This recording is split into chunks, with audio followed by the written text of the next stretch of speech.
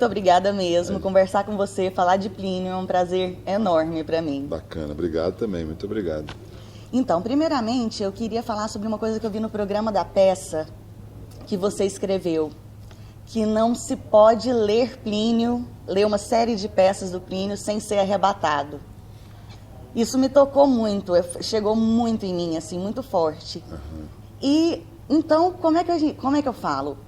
Se não se pode ler Plínio sem ser arrebatado, imagina contar a história dele, interpretar Plínio. Eu queria saber como que é isso para você. É muito arrebatador, né? Eu ainda estou num processo muito inicial, mas eu tenho muita honra de poder estar contando essa história do Plínio e conto de coração, porque acho que o Plínio, o que ele viveu, o que ele pensava, as ideias dele, eu acho que precisam ser propagadas, acho que precisam se manter novas, porque são muito novas. Tem um momento na peça, por exemplo, que eu falo assim, a Barrela há 21 anos e ainda retrata a realidade dos presídios. Há 21 anos e ainda tem validade, né? Mas é uma pena, porque os méritos não são da peça. É culpa do país que não evolui socialmente. Se nós continuarmos desse jeito, eles colocam, né? Se nós continuarmos, essa peça acaba virando um clássico. E quando eu falo, você lembra? Quando eu falo isso na peça, todo dia eu penso, eu falo assim, há 21 anos ainda retrata a realidade do país. Só que hoje, ele escreveu essa peça há 56 anos. E ainda retrata a realidade do país, dos presídios brasileiros, né? Então você imagina, ele já falava com indignação quando a peça já tinha sido escrita há 21 anos. Imagina eu falando isso no palco hoje, a vontade que eu tenho de falar, eu tenho vontade de falar assim, há 56 anos escrito e ainda retrata a realidade do presídio, porque não mudou nada e só piorou. Então o Plínio é um autor que tentaram calar sempre, porque ele provocava e causava reflexão e ação. Hoje em dia, a nossa arte provoca muito pouca ação na população. E a gente está vivendo isso tudo que a gente está vivendo hoje aí, né? Então é uma honra e eu acho uma necessidade levar para frente as ideias do Plínio. Tá? E a gente sabe que quem lê ou quem vê um espetáculo do Plínio sente uma coisa muito forte, né? Muito forte para quem vê e para quem lê. É um choque assistir e ver tudo isso. Mas você acha o seguinte, com esse acesso que a gente tem à violência, tanto no nosso dia a dia quanto pelas mídias, você acha que esse caráter de denúncia social que o Plínio escreve em suas peças ainda choca? Ainda é possível causar choque e afetação através da dramaturgia pliniana? Eu acho que sim, porque eu concordo com você, está todo mundo meio anestesiado. Anestesiado, né? isso. O que é uma tristeza, eu acho que a gente não pode aceitar isso. Mas o teatro tem uma força tão grande, né, como poucos veículos de comunicação têm. Porque a televisão, a internet, está tudo muito embolado com um monte de coisa, né? As pessoas hoje estão vendo um monte de coisa, ao mesmo tempo, mas não estão prestando atenção, não estão se aprofundando. É uma mistura de informações, não tem aprofundamento. O teatro, pelo menos já provou para mim e acho que para todo mundo que frequenta o teatro com constância, ele tem uma capacidade muito grande de prender a atenção de quem está assistindo e de causar essa reflexão. Então, todas as vezes, por exemplo, que eu tenho uma experiência de montar um texto do Plínio, e de outras peças também, né? Eu faço o Raul Seixas há 15 anos, e é um projeto parecido com o do Plínio, porque eu faço uma peça sozinho, com a banda, com textos que o Raul escreveu, como é aqui. Aqui não é uma peça que a gente ou que alguém escreveu sobre o Plínio. Tudo que eu falo foi o Plínio que falou. A gente só pesquisou esse material e o Maurício Arruda Mendonça fez o roteiro. Mas tudo que eu falo foi o Plínio que falou, escreveu.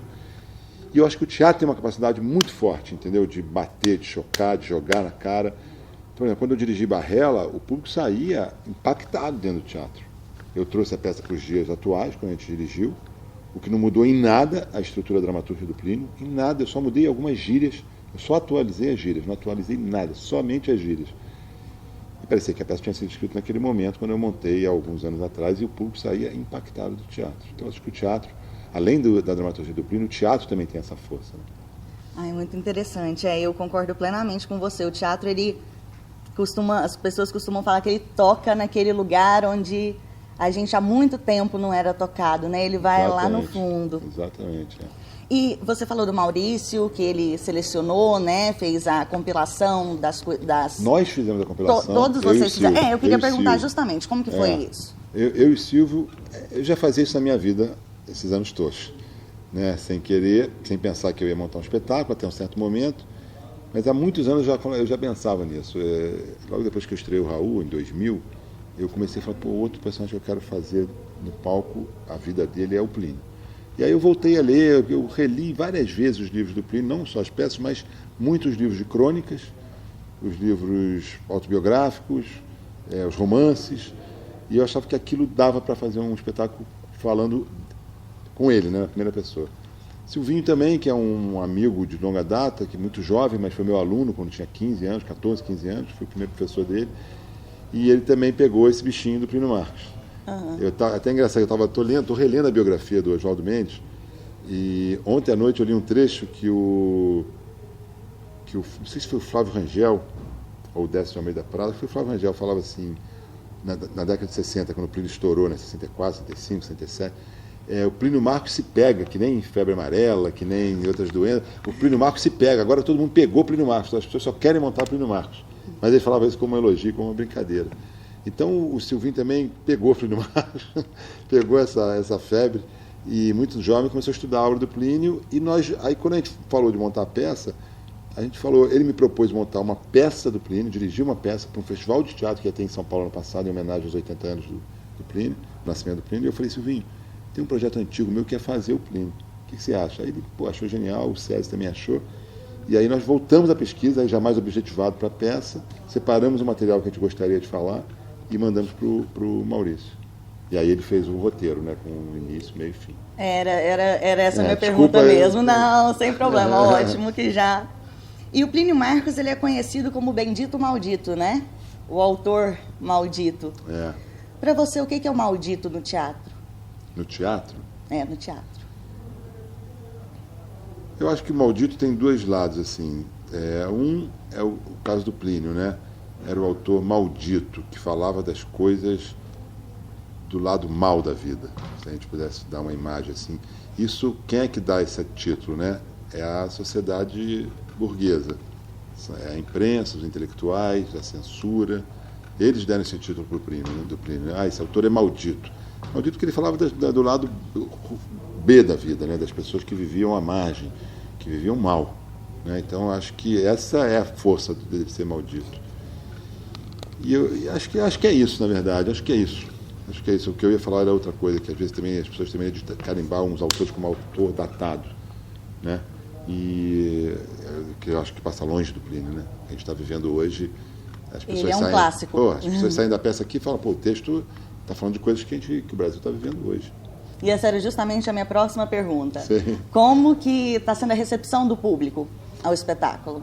Olha, a gente está muito no começo ainda. Eu fiz, ano passado, como eu já falei, eu fiz 4 dias em São Paulo, num festival, Plínio Marcos. Então, foi incrível. Eu tinha 500 pessoas por dia no Teatro do SESI. E era uma grande celebração ao Plínio Marcos.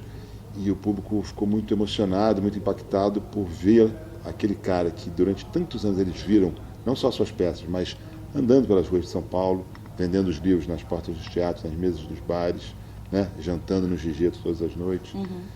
O Plínio em São Paulo é um mito, diferente de outros lugares do Brasil, por isso que eu tenho muito desejo de fazer a temporada longa lá em São Paulo, e eu vou para lá no segundo semestre.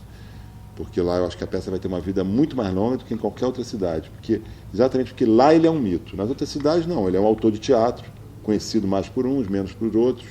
Né? Aqui no Rio tem sentido um público assim, é muito curioso. Quem conhece teatro, quem estudou teatro, quem é de teatro, ou quem frequenta teatro, vê com um olhar. Né? O olhar que conhece o Plínio Marcos e já vem esperando com vontade de rever alguma coisa do Plínio.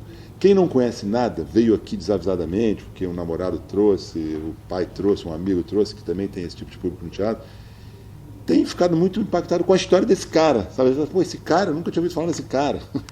Mas a história dele é impressionante, a história dele fala pra gente. Então, eu acho que a peça está batendo, sabe? Assim, está batendo. Espero daqui a um mês poder falar a mesma coisa de novo. Com certeza, com certeza.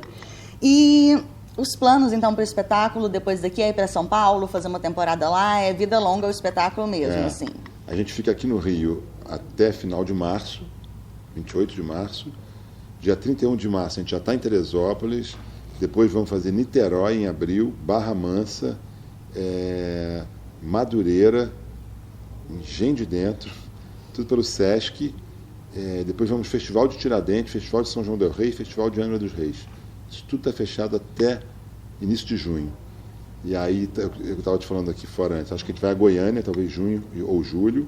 Goianos, meus conterrâneos, fiquem aí. de olho. E Brasília também, acredito, até junho e julho. E eu espero e acredito que setembro, outubro, novembro, dezembro eu vou estar em São Paulo, capital. Nossa, muito bacana. Tomara. Tomara que dê tudo certo, porque o espetáculo é realmente maravilhoso, gente. Obrigado. Eu assisti e eu saí com a sensação de gostinho de quero mais. Tipo, eu tive um pouco do Plínio pra mim, sabe? Que bom. Eu tive essa sensação mesmo.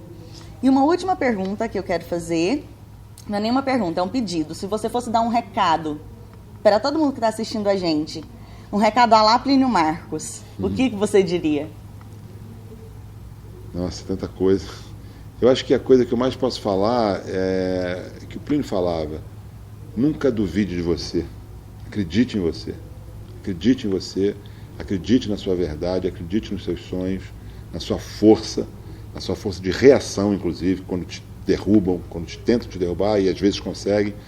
Acredite em você, acredite na sua força, porque você vai realizar e conseguir fazer as coisas importantes que você acha que você tem que fazer na vida.